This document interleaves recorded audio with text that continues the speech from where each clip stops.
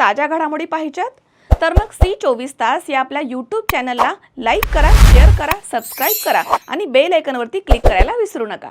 राहुरी शहरामधील नामांकित Sairam electronics and batteries या दालनात तुम्हाला मिळतील सर्व प्रकारच्या इलेक्ट्रॉनिक वस्तू तसेच होम अप्लायन्सेस।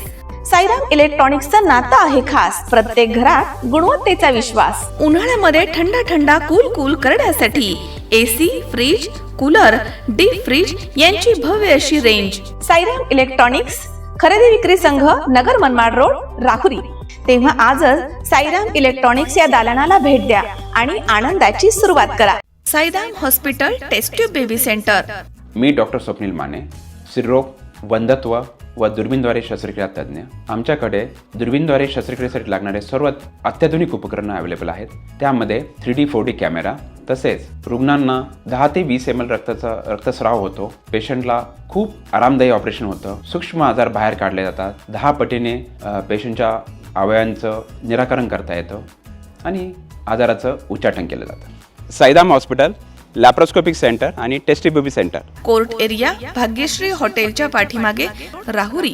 पाठदुखी, कंबरदुखी, खांदादुखी, सांधेदुखी तसंच मणक्याच्या आणि पॅरालिसिस आजारांपासून डॉक्टरकडे जाऊन वैतागले आहात का?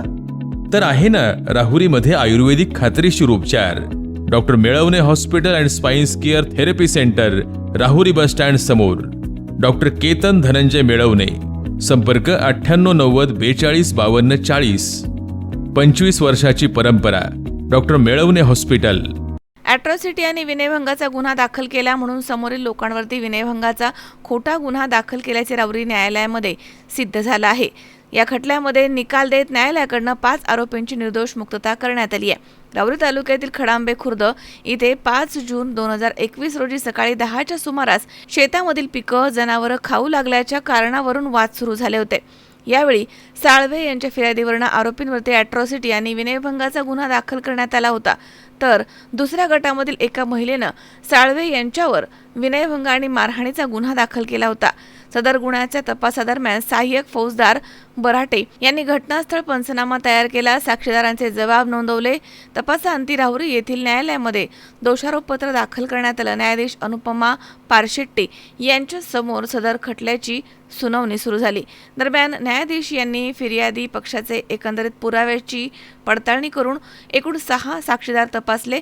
आरोपी पक्षाच्या वतीनं ॲडव्होकेट सूरज बिहानी यांनी घेतलेल्या उलट तपासणीमध्ये फिर्यादी महिलेनं आणि तिच्या पतीनं काय फिर्याद दाखल करायची याबाबत चर्चा केली असल्याचे आणि पोलिसांनी तिच्या सांगण्याप्रमाणे तपास केल्याचं मान्य केलं।